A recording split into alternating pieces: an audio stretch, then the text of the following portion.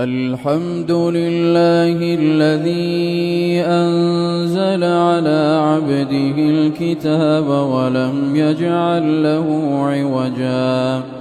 قيما لينذر بأسا شديدا من لدنه ويبشر المؤمنين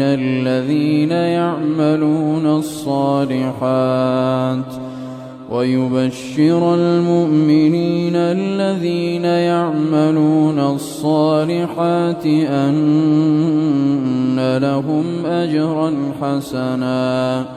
ماكثين فيه أبدا وينذر الذين قالوا اتخذ الله ولدا ما لهم به من علم ولا لآبائهم كبرت كلمة تخرج من أفواههم إن يقولون إلا كذبا فلعلك باخع نفسك على آثارهم إن لم يؤمنوا بهذا الحديث أسفا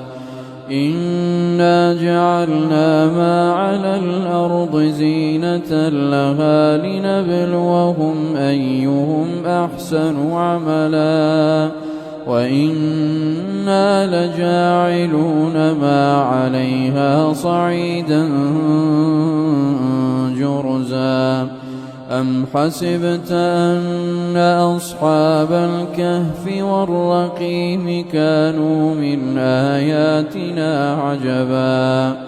إذ أوى الفتية إلى الكهف فقالوا ربنا آتنا من لدنك رحمة وهيئ لنا من أمرنا رشدا.